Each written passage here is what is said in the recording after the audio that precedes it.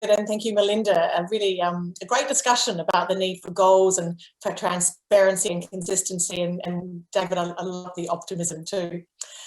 Well, there's no doubt that when we look back at 2021, beyond COVID, of all the things that will stick in people's minds, Brittany Higgins is one name that would have left its mark, with Brittany Higgins helping to push the conversation around sexual harassment in the workplace onto the front pages. But she's not the only one, as we'll hear in just a moment.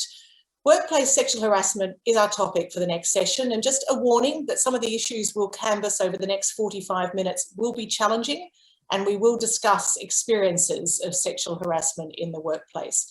We'll also look at how to build momentum towards more transparency and accountability, and how company boards recognise their responsibilities when it comes to sexual harassment. So for this session, AXI CEO Louise Davidson is going to be interviewing Kate Jenkins, Australia's Sex Discrimination Commissioner. But before Louise and Kate join you, a personal story from Julia Szakowski. Like Brittany Higgins, Julia has helped put the spotlight firmly on workplace sexual harassment. She's a former AMP Capital employee and a private equity specialist, and this is her experience.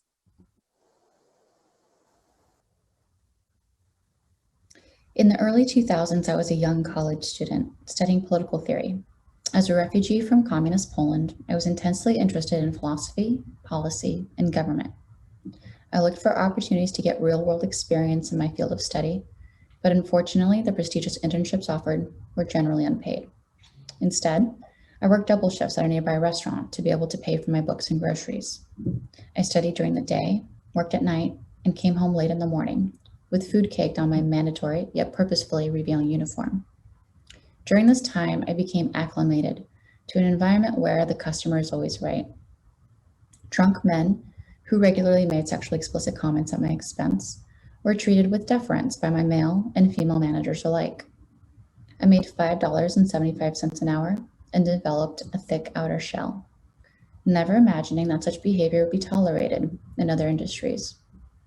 As soon as I got the opportunity, I traded in that uniform for a pantsuit and managed a small party race on behalf of a political consulting group during a national convention in Los Angeles. Upon checking into the hotel where the event was being held, I discovered a room hadn't been reserved under my name.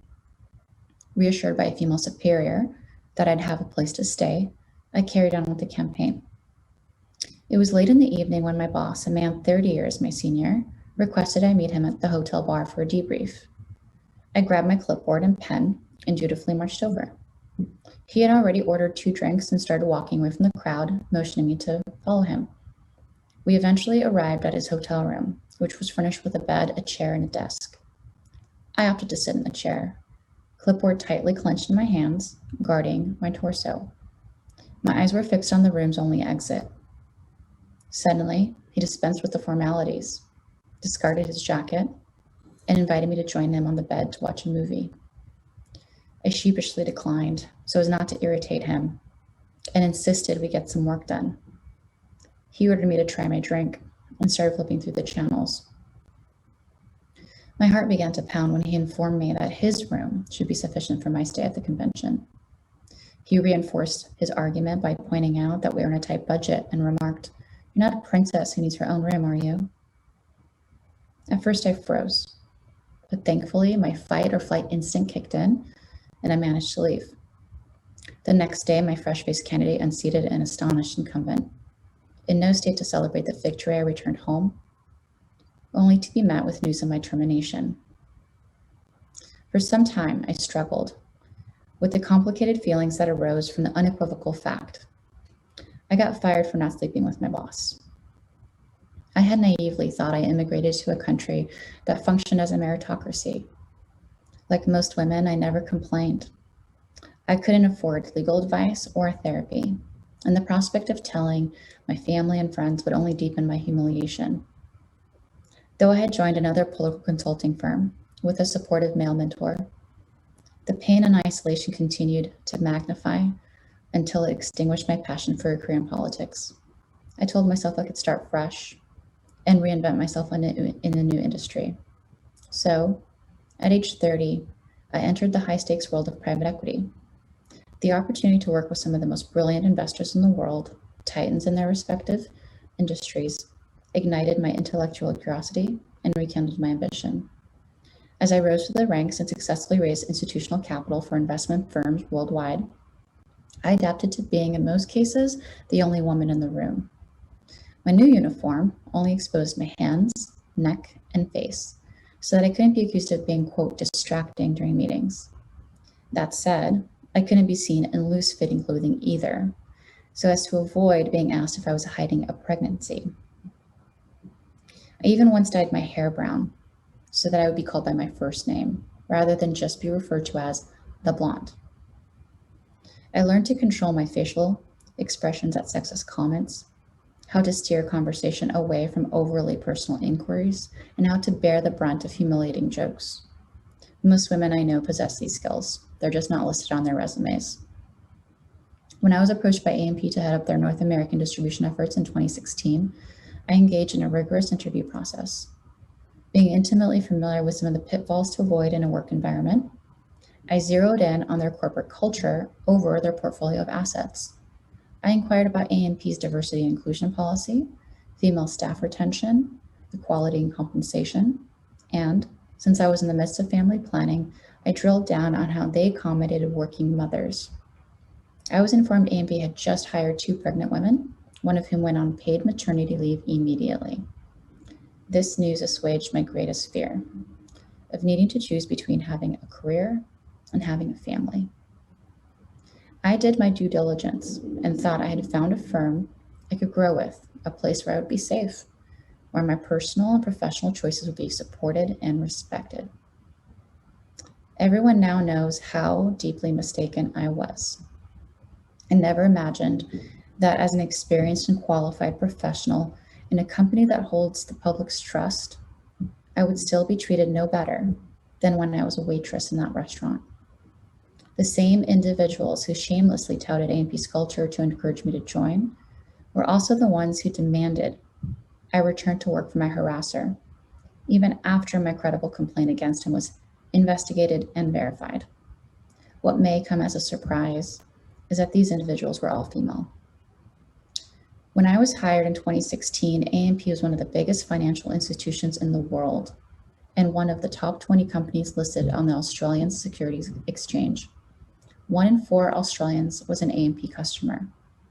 Since July 1st, 2020, when news of my 2017 sexual harassment complaint broke, A&P shares fell approximately 40%, or $2.8 billion in market capitalization. Between last July and March of this year, investors withdrew $9 billion in assets under management from A&P Capital, approximately $2 billion in corporate pension assets, and about $8 billion in total wealth management products. A number of pension funds withdrew hundreds of millions from A&P's ethical investment options, and a $5 billion property fund recently changed ownership. Currently, there's speculation 2 more funds will also change hands. Now, this 172-year-old company is no longer in the top 20 or the top 50 on the ASX, and its market capitalization continues to shrink. Over the past year, dozens upon dozens of talented senior and junior staff have left, not to mention almost every single executive. My harasser, however, is set to finally depart next month with a reported $50 million golden parachute.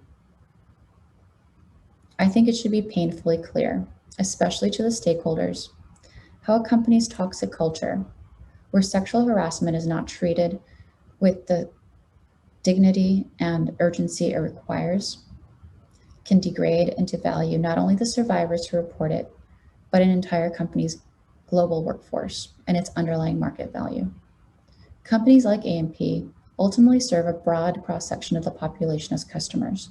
These companies must conduct themselves within the moral and ethical norms of their customer base, or rightly, risk extinction.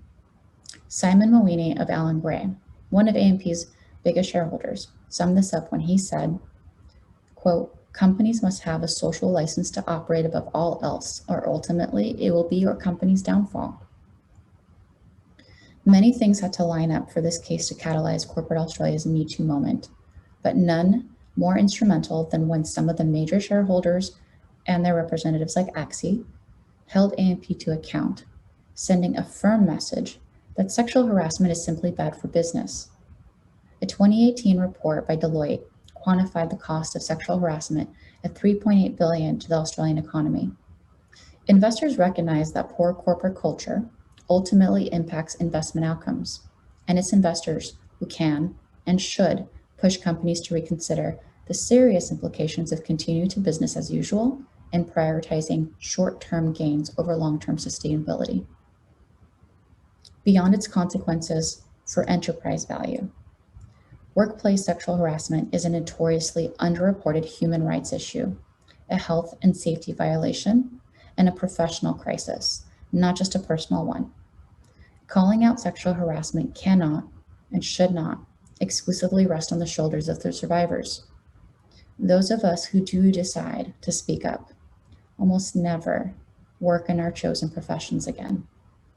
And I would be remiss not to mention that my experience would undoubtedly be exponentially worse if I still spoke with an accent, worked for minimum wage, lived in a non-democratic country, didn't have white skin, wasn't able-bodied, didn't possess a resilient mind, or identified as anything other than heterosexual.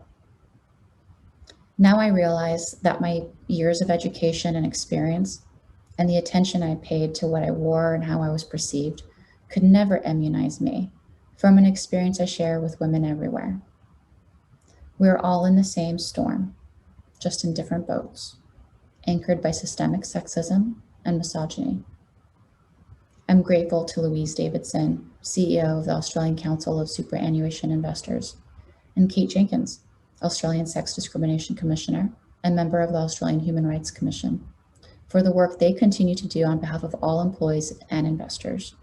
I appreciate the opportunity to speak to you all today and hope you join us in demanding greater transparency and accountability so that we can set a new standard for the global community. Thank you.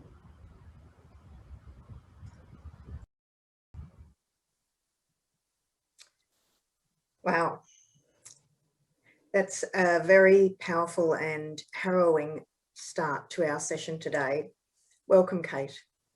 I want to start first by, I think, by acknowledging the courage that the actions that Julia has taken, both today in making that presentation for us, but also over the last 18 months in coming forward with her story, the courage that that's taken. And she has also been joined more recently by Brittany Higgins and Grace Tame, who have all, I think, led to this terrific momentum that we now see in Australia that is keeping you very busy, I know, Kate, and hopefully will lead to some real change.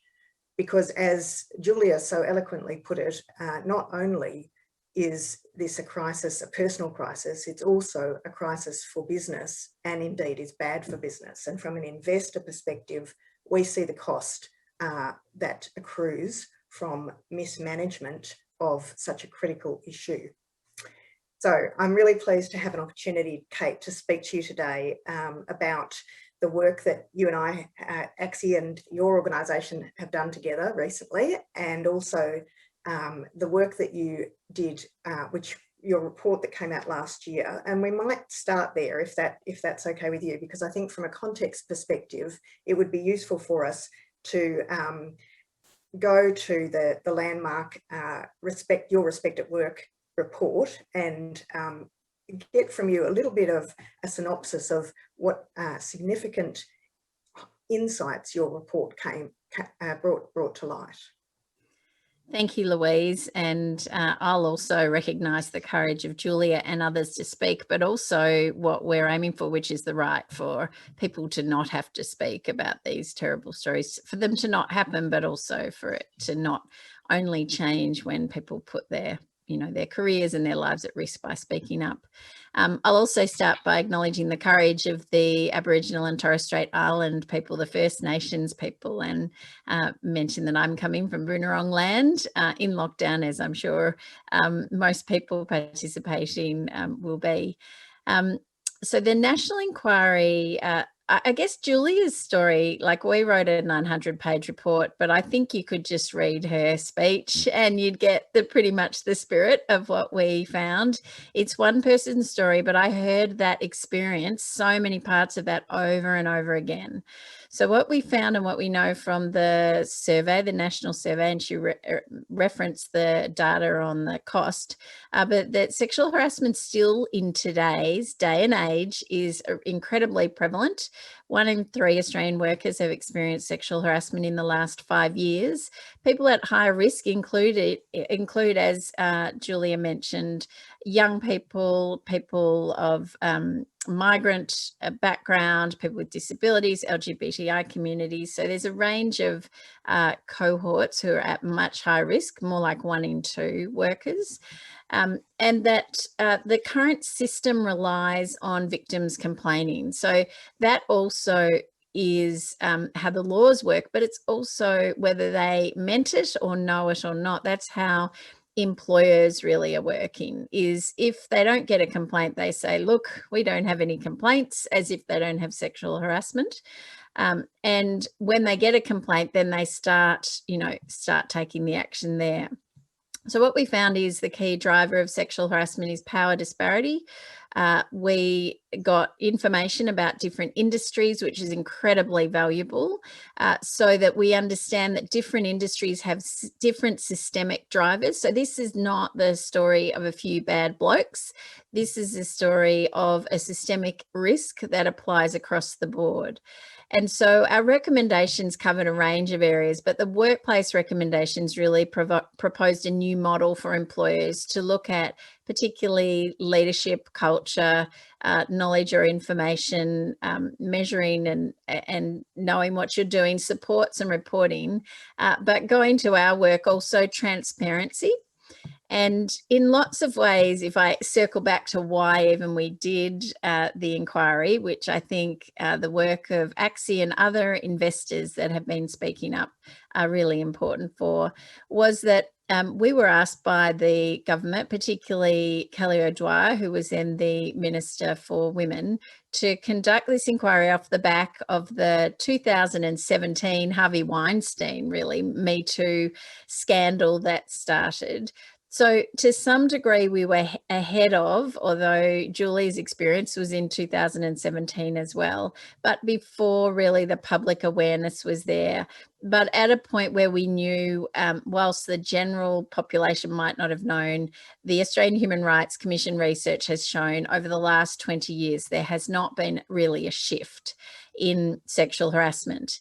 And what I know, Louise and other investors, is actually employers have been taking action.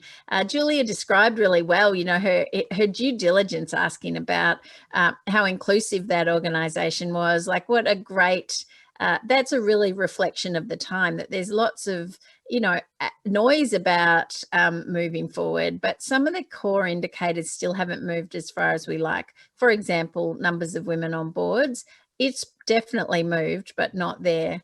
So what led to this was this kind of general view that we need to learn what we should be doing, and that format going forward, and particularly our recommendations, are about what needs to be done, how organisations need to act differently. It's quite timely at the moment. So we published our report in March 2020. As everyone knows, that was also the month that COVID hit. In April of this year, the government under Attorney General Michaelia Cash responded, accepting in, as the politicians say, in whole, in part, or all of the recommendations. There's legislation that's currently before the Senate considering amendments. There is some wrangling around, I will just say to this audience, around whether the Sex Discrimination Act should have a positive duty.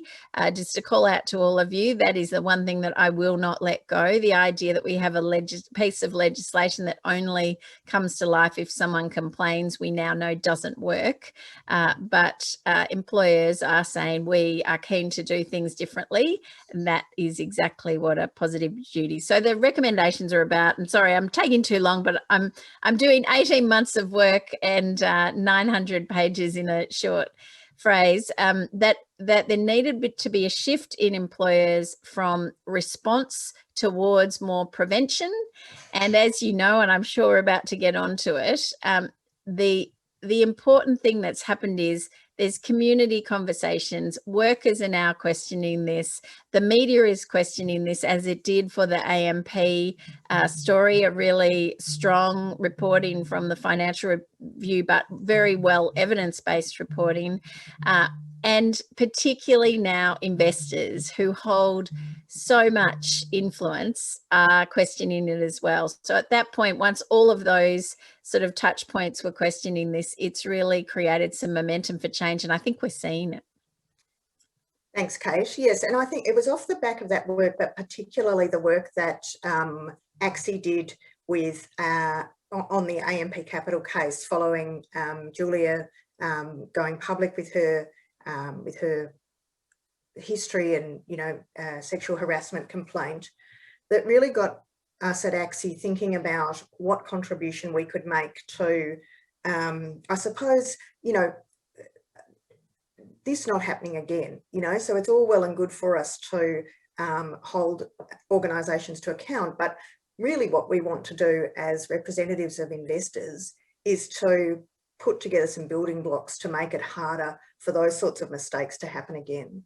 And so, as you know, Kate, we then had a discussion about whether or not there was some further research that needed to be done that might contribute to that. And AXI commissioned some work from the Sex Discrimination Commission to do just that. So you have just recently completed that piece of work for us, and I thank you for that. And it's been a really interesting process. Can you talk to us about what the key findings of the report that you undertook, what those key findings are? I can, and I think it will be a bestseller in the corporate world, Louise. I think we've produced a report. So I do recall you saying, you know, we do want to ask what organisations are doing, but we want to ask the right questions, because we want our questions to drive improved practice. We're not trying to catch them out. We're trying to stop this happening. We've invested in these organisations. So the research involved surveying of the all ASX 200, and we got a response from 118 of those, so 59% response. And then we also conducted 16 individual interviews with a range of different organisations across the ASX 200. The purpose was to get a picture of what is currently happening within those organisations in terms of what is collected, used and reported on sexual harassment within the organisation. And ultimately, we were very interested in what the role the boards had. Ultimately, investors are looking to boards for action. But the reality is we had both you and others as investors saying what are the right questions we should ask. But on the other side, we definitely had, and I know, an enthusiastic response to doing this work from those ASX 200. A completely voluntary survey done by, you know, almost 60% of them is a real sign that there was a desire to learn what you were asking as well. And of the 16 interviews, I think every single one were keen to know how to do better and keen to understand what they should have been doing. So, I mean, there was a bit in there, and we made 8 recommendations, which I'll talk to in overview. But I guess if I pick on a couple of the things that really stuck in terms of the data and the conversations. So interestingly, we asked who thought they were primarily responsible for sexual harassment governance, and only 19% of those organisations viewed the board as responsible for governance on sexual harassment, and only 43% had sexual harassment as a regular agenda item. And when I mean regular, I mean once every year, once every 2 years.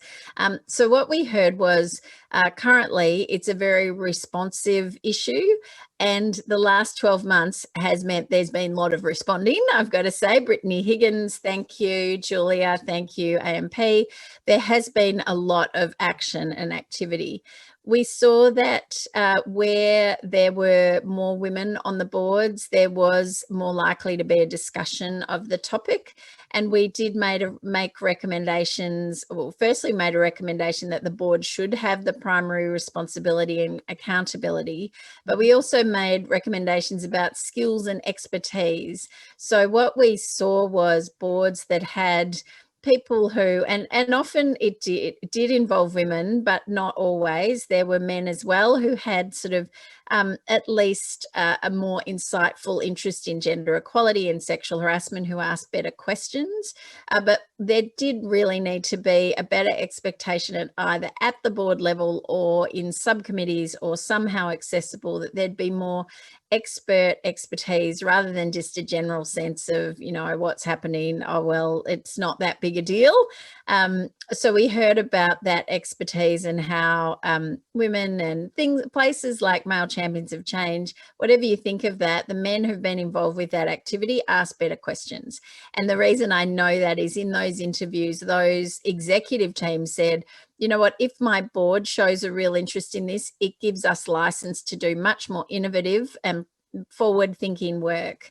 And I saw that happening in practice.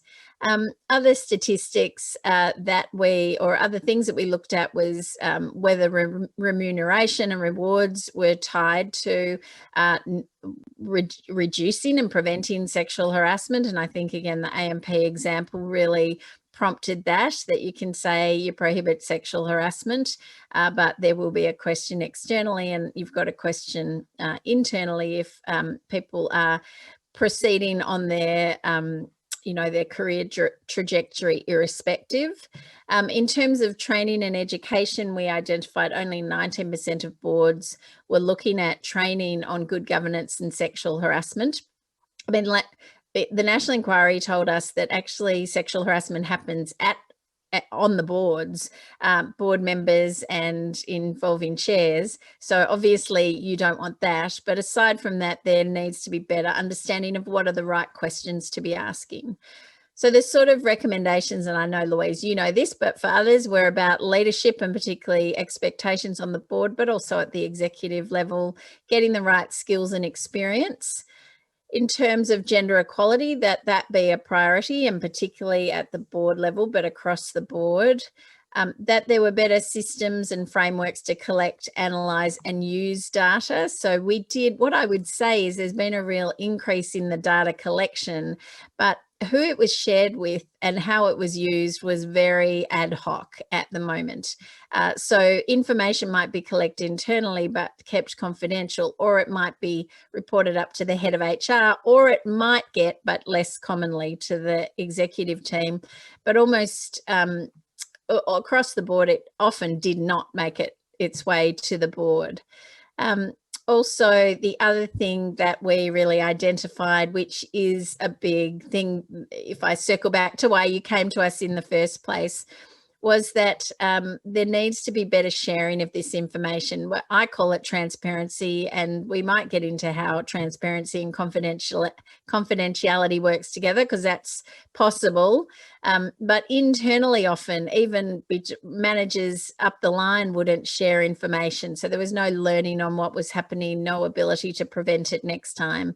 And externally, so the recommendations for investors were really ask the questions about the systems and processes in place to prevent sexual harassment. That's a better question than asking how many complaints they've got, which might drive against people. You know, there might be an ability to keep the complaints quiet. And then also advocate for improved transparency and public disclosure. Organisations are beginning to tip the balance and realise that maybe if we share what we're doing, there'll be more trust and more confidence in us. Whereas up until now, really, your reputation was saved by not telling anyone anything and signing non-disclosure agreements and keeping everyone quiet. So that's the whirlwind. It was a fantastic piece of work, Louise, and we're really grateful you wanted it done, because we couldn't have done it without you. Thanks, Kate. Well, we have found it to be a very interesting piece of work as well. And one of the things I have been reflecting on is, do we need to do it every year so that we get a handle on, you know, how does that, I would hope that in another year's time, for example, that there would be a higher percentage of boards than 19% saying that they consider themselves to be responsible for this within their organisation. I've got quite a few questions coming through in the chat, so if you're up for it, we might move to some of those. And the first one is a really practical one from Naomi Edwards, who says, Kate, as a company director, what are the key questions I should ask my CEO to help give me insight into whether we're proactively driving down this systemic risk? So that's asking the chair or the CEO? No, so there's the chair, as a chair or as a director, what should I be asking my CEO? Yep. So that's a great question, and our report has a lot of information about that, so I'll refer you there first. But firstly, I would be expecting it to become a more regular agenda item. And this is really basic, but you can probably imagine. So what I heard in those interviews were basically organisations paid attention to what the boards put as their regular agenda items and paid good attention to that internally. So that would be my first suggestion, is look at your board agenda and ask for it to be an agenda item. And secondly, then you're asking for data or information. You're not asking for confidential information, but you are looking at trends as systemic risks. So the sort of things you would be asking is what are the trends in terms of complaints reporting, and also information about, more anonymous information that will give you a more accurate picture of what's going on. So if you count complaints, you won't get an accurate picture, and only 17% of people who experience sexual harassment will complain. If you, though, have a staff survey and you ask, which is anonymous or de-identified, and people might, if you ask it in the right way, so if you say have been sexually harassed, everyone usually says no. But if you start listing the behaviours, you immediately get a whole lot of yeses. So ask for that information, but also ask for the information that reflects your industry. So in 2018, the Commission for the first time gathered data by industry, and I'm so pleased to see the action, particular in a number of industries, but just top of mind right now is the Minerals Council has implemented a whole program, and really it was because they got the stats that said in your industry in the last 5 years 70% of women have been sexually harassed and 35% of men have been sexually harassed. And it's easy to say 1 in 3, and that's really shocking to me, but once you start looking at the industry data and understanding the trends and the drivers. So that's the last thing I would ask, is to say, have you, through your OH&S systems, analysed what are the risk factors for sexual harassment? So that many organisations don't do that, but the safety laws do apply to this conduct. And so this way you can get information to the board that does not disclose anyone's personal information, but gives you a sense of what is going on or what's not going on, and also what sort of action. Then you just be asking, what are we doing to reduce this risk? Yeah, I think that point about safety, and that this is, part of providing a safe workplace, is a really important thing that was highlighted in our report. But for some reason, sexual harassment has not really been seen as a legitimate part of the safety puzzle. And I hope that that's something that will change, because the other issue with safety is that there has been some really strong work done on the systems that need to be in place to build a better safety culture. And so I would hope that there might be some things that can be learnt from that as well and applied to this situation. We have another question here, which says, from Frank Vary, he says, the report suggests we have a long way to go. How would you address, for instance, the lack of willingness of executives to train, the lack of reporting, and how can you elaborate, on the positive duty proposition that you mentioned in your opening remarks? They're all great questions. I hope I remember them in some kind of order. We do have a long way to go, but the first thing I would say is I'm incredibly optimistic. I would say there's been sequential sort of increase in interest since 2017. And you know, Louise, that I trace, you know, we issued our report in 2020. In June of last year, there was a High Court case that got the legal sector moving. Following that, there was something at the University of Adelaide that involved a Vice-Chancellor, and then there was the AMP case, and then there was in Parliament. So this has been every couple of months, we get quite a high profile, pretty shocking example. And each of them are in different industries. But what I know across the board is organisations are paying attention to this like never before. So the first thing is, I would say, is there's a couple of things. One is the external environment's driving change, but also, if I might say so, the Respect at Work report is a sort of a once in a generation report that gives a new way forward. It does say it hasn't worked. What we've been doing isn't right, and here's what you should be doing. In terms of what do you do when senior people don't want to do training, so there is some interesting research that tells us that sometimes the mandatory training actually doesn't have the effect anyway. So I know everyone's been enthusiastic about mandatory training because you can tick a box, but for some people, and particularly some men who I'll just call sexist, they will not at all be influenced and maybe even more likely to behave in the behaviour. One of the things that we now know in terms of behavioural insights and transparency that I'm quite encouraging now is that even if you don't make it compulsory, you could, as an organisation, you could publish who has attended the training. If you're an investor, you could ask for statistics on either how many board members have attended the training, if not individuals. So there are other sort of influential ways to get people to voluntarily attend training, but also to, you know, share the risk with other people. In terms of positive duty, just to give a sense, so the current Sex Discrimination Act actually, you know, even though people don't think this, makes no, there is no obligation on employers to do anything under the Sex Discrimination Act. The Sex Discrimination Act prohibits sexual harassment. It is enlivened if someone complains, and if they name their employer can try to prove it's not their fault by showing they've taken reasonable steps, which might be done through ticking a box in compulsory training, but nothing in it requires that they stop it. And in fact, the Act actually incentivises them to try and stop people complaining. And if they're complaining, to try and say that it wasn't their fault. So the prospect or the recommendation that we made was, in addition to recognising the safety regime does put positive duties on employers, is that the Sex Discrimination Act, which is the act about sexual harassment, should also have a positive duty that says employers will take reasonable and proportionate action to eliminate sexual harassment, and that recognises size, industry. So it's not you've all got to do everything. It does recognise all of those things. So I'm, as you can tell, quite adamant that that needs to be done.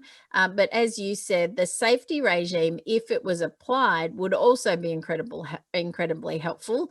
I've often said, you know, if someone trips over and injures themselves, you don't say, well, do you want to complain about it? And do you think, you know, should we do anything? We better not tell anyone. But if someone's sexually harassed, that has been the response. And that's because there's not a prevention focus. If, you know, if you were, I mean, these people being scared to speak up, the culture should be, we want you to speak up so it doesn't happen again. But at the moment it's, we want you to speak up, and why won't you? You know, there's this kind of demand that the problem is people aren't complaining. And I guess my position is, there's no reason. Julia was the best example. We do not want this to be a system that relies on people putting their careers on the line so organisations can sack someone and say they did the right thing. I think we've seen plenty of high profile examples over the last 2 years of the huge personal costs that accrues to women who do speak up. So it's not a decision that can be taken lightly. The next question I've got on the list here is, are HR departments very well suited to handling sexual harassment complaints properly, or are they too focused on protecting the organisation? And I might tack onto that, Kate, which is one from me rather than from the questioner. It'd be great to get your view on non-disclosure agreements and where we go with those from here. Look, I think HR departments can be their skills and expertise, but we did hear a lot of concerns during the national inquiry about them operating really, under that regime that I've said, saying our job is to make sure I can prove that you went to the training and, do you really want to complain because, it mightn't go well for you? And some of those were well intended, but they were not trauma informed or gendered responses. So our response has encouraged, and the Australian Human Resources Institute has completely embraced, that there be some better education to make sure that HR group staff are better skilled. My general response, though, out of the report is actually a few more people need to talk to each other. So the HR people should be talking to the safety people, who should be talking to the lawyers, and the combination of those skills will work quite well. Don't give it to the lawyers, but lots of the time it ends in the lawyers who say you can't do this and you need to settle that, which then flows into your question about non-disclosure agreements. So what we now know, and it really was the Weinstein was the kind of, even for me, a light bulb, that I don't think in my corporate life, 20 years as an employment lawyer, I don't think I ever settled a sexual harassment complaint without a confidentiality clause. It's just standard practice. What we now know is a blanket confidentiality. So there is some need for privacy and there is some value in it, but a blanket confidentiality can leave us where we are now, which is information isn't being shared within organisations to learn, even de-identified information, that individuals are having to go through their life, not tell, their subsequent husbands or, for the rest of their life. They're not meant to talk about something that could actually be seriously affecting their well-being and their careers. And also perpetrators are potentially getting to continue the conduct with impunity. So our recommendation was that non-disclosure agreements, there needs to be better guidance on how you can use them, when is appropriate, and the more limited forms to let some sort of information be shared as it's genuinely helpful. So I think you probably can imagine, I've said non-disclosure agreements should be there to protect the parties, but not the brand. Yes, that's a really good encapsulation of the position. Thank you, Kate. The next question I've got is, do you consider board committee oversight to be of sexual harassment policies and processes to be as robust as whole of board oversight? I think it can be, actually. That was something we really considered. We found that some organisations really put it into the board committee, which still had to report up to the full board. And you could get more specialist expertise in those board subcommittees, so a risk committee and HR committee. Alternatively, I still want the whole board at some point to have this as an agenda item for them to consider, but it's a perfectly legitimate mechanism to get some good specialist expertise and some more board time or board subcommittee time to think about the issues. So yeah, my conclusion wasn't that it had to be done one way or another, but it needed to be in that board agenda, and at some point it should hit the board table. Thank you. We're almost at time, Kate, so I'm just going to finish with a really quick question, which you've already sort of given some sort of hint towards in your earlier remarks, but what's the key takeaway for investors? What do investors need to do, given that this is an investor conference? Tell us what you want us to do next. The two main things that I want investors to do, which is what we recommend in this report, is maybe send the report out to your companies and then ask for some sort of sense of what are the systems and processes that organisations have in place to deal with sexual or to reduce the risk of sexual harassment. And then also ask them to particularly larger organisations, for more transparency externally. If there's industry initiatives, for example, they might report against those. The ASX corporate governance rules ask for reporting on sexual harassment.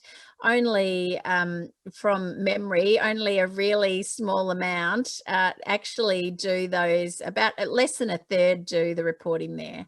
So ask what is being done, and also demand a bit more transparency, not because you're trying to catch them out, but the more organisations that share, the more that they will all learn from each other, and we will get a real sense of what's going on and also progress. Kate, it's been an absolute pleasure talking to you. Thank you very much for your time today and for the work that you're doing. I know you're a busy woman this year. Take care. And I'll hand back to Ali. Thank you, Louise, and thank you, Kate. And what an amazing conversation. So much to think about, and particularly interesting around the importance and the explanation of the importance around having a positive mandate in the Act. Well, as there is so much to think about, it's really good that it's time for afternoon tea now. So that's a break that is brought to you by our break sponsor, MSCI. So go off back to your kitchen, grab a cup of coffee, and we will be back here at 3:20 for the final sessions of the day.